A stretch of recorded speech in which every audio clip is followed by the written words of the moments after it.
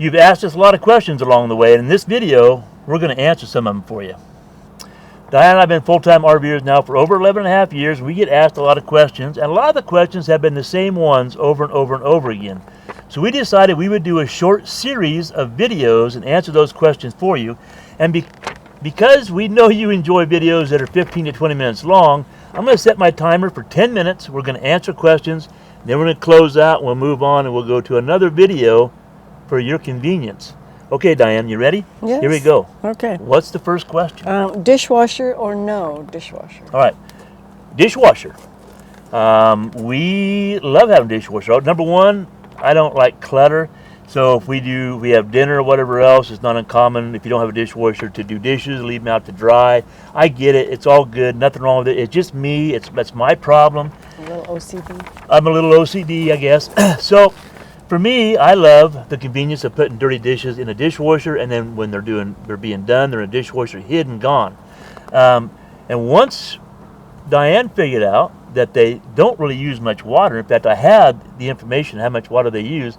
Once she realized how little water they use, and she really couldn't do that many dishes with that amount of water by hand, she was on board. So for us, a dishwasher, hands down. Yeah. Next. How long do you think you will full-time? Well, I don't know. How long, Diane? Well, are we still full-time when we own property? Yeah, well, I don't know. Okay, so we've been full-time now for 11 and a half years. I think so. Yeah, and we don't really see an end in sight. We don't have an ending date. We don't know. We have a lot more to see. We're not done. Now, full disclosure, we did just buy a 5-acre chunk of land because of my health issues and some issues that Diane had. We wanted to have a piece of land to fall back on just in case something happens. We need to recover from something. But we don't plan on staying there, right? We will this summer a lot because we're going to develop it. But there might be years we don't even see that property. It's just going to be there for us. I call it our old shit property. Our old beep property. So I don't know. I still think we're full-timers, but we don't have an end in sight. I don't know. 4 more years, 5 more years, probably 4 or 5 more years, roughly. Next question. What's the longest stretch you have boondocked? Okay, so the longest stretch we have boondocked without going to hookups of any sort was 17 days? Yes. 17. We went 17 days, and that's without taking on water or going to dump tanks. Now, we used a lot of different techniques to do that, right? So there are a lot of things. In fact, I did a video on that long ago, different techniques to save on water and whatever else. We cooked outside. We used the barbecue. When we did showers like every other day or so. And we did take showers. We took military showers. We took showers back to back, so we didn't have to run water to get hot water very long. When the water was running to get hot water, we put buckets in the floor of the shower for water to run in, so that we could use that cold water. We won't get into all the techniques. That would take too long. But 17 days is the longest that we've ever boondocked at one time without going to hookups or going to a campground. Yep. Do you have a residential or RV reefer? Well, for the last number of years, we've had a residential refrigerator. We've had the Nor-Cold refrigerators, or Never Cold refrigerators, as some people call them, and we did just fine with them.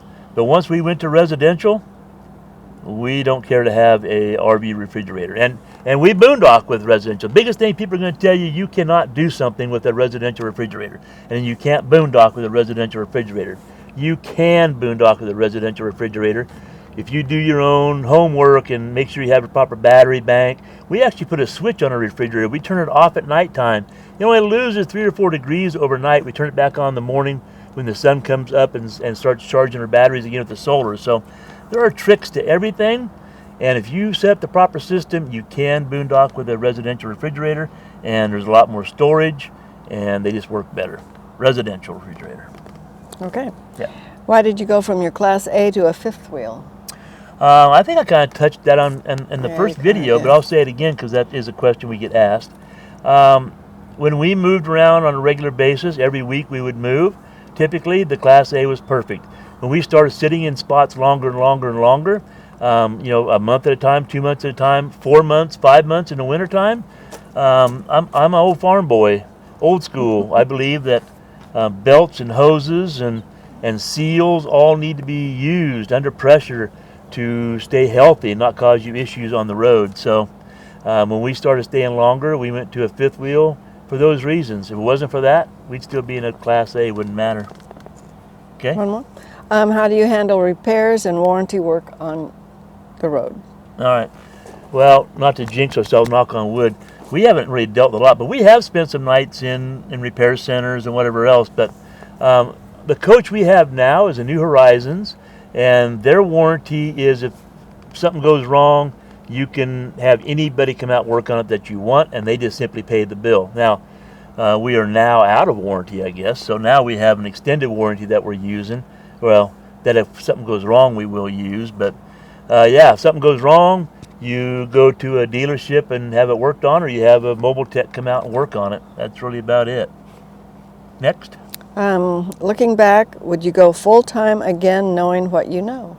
What do you say? Yes, definitely. Yeah.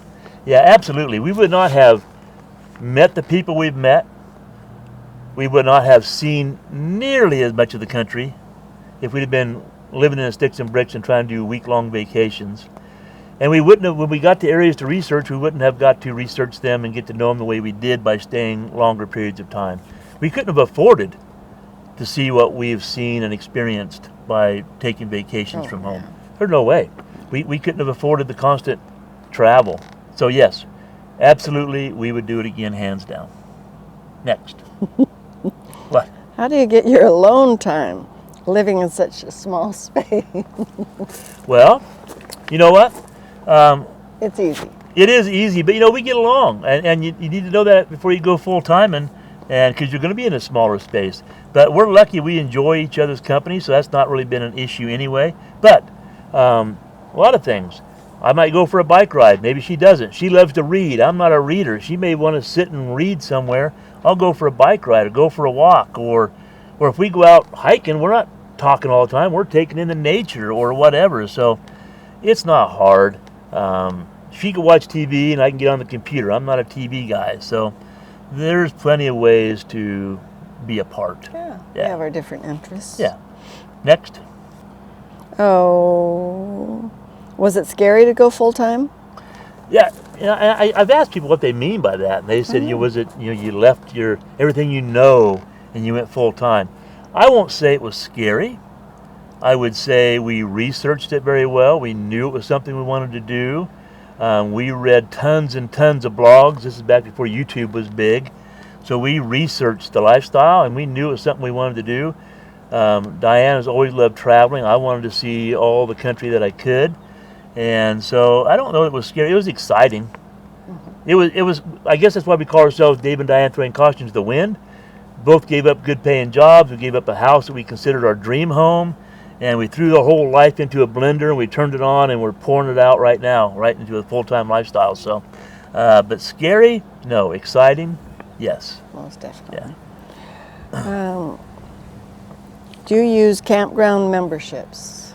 No. When we first hit the road, we used Passport America, but there got to be less and less places use Passport America or support Passport America. So that finally went to the wayside. We do belong to FMCA, but not because of campgrounds, mainly because of their emergency services. If you're out on the road and you have a medical emergency, they have ways to help you out. We do belong to the Escapees Club, but not again for campgrounds. It's because we're on a list to be in a park. We will never use, but so we are Escapees members. And what else was it we did? Oh, Good Sam. We are members of Good Sam, but once in a while we get a 10% discount at a campground. And the membership fees are so small, it doesn't matter. But as far as doing 1,000 trails or anything like that, no. Will we ever? No. Have we ever considered it? No. Maybe, but no. Okay, next. Who do you have for RV insurance? Yeah, we get asked a lot, because people have a hard time, but mainly for us because we have a Ram 5500. People usually want to insure those as commercial vehicles. So we actually go through a brokerage that we are not part of. It's called Miller Insurance in Oregon. They understand the full-time RV lifestyle, And they understand trucks like the Ram 5500, if they put that on the same policy with a fifth wheel, then it's not a commercial vehicle anymore. So they understand the lifestyle. So Miller Insurance is our broker, and right now we're with Progressive, is our insurance company that we're with. And again, we are not sponsored by Miller in any way, fashion, or form. It's just who we use. Yeah, and Next. have all this time. Yeah. What do you do for TV shows? Yeah, well, we are not very techy. So, time up. This will be the last question on this one. We use a dish antenna. We first hit the road, we had DirecTV, and that's how we got our TV. It was over DirecTV. We got tired of their price gouging, so we went to Dish TV. It's easy for us. We push a button, the antenna goes up, and we get a guide, and away we go. And we're not fighting on data caps or whatever else, even though we've had unlimited internet, which again we talked about in the last video. But yeah, that's our main way, is we just use a Dish TV antenna, push a button, it goes up, finds the satellite, locks in, and we're good to go. Maybe 1 or 2 times a month we might stream a movie. Typically, yeah.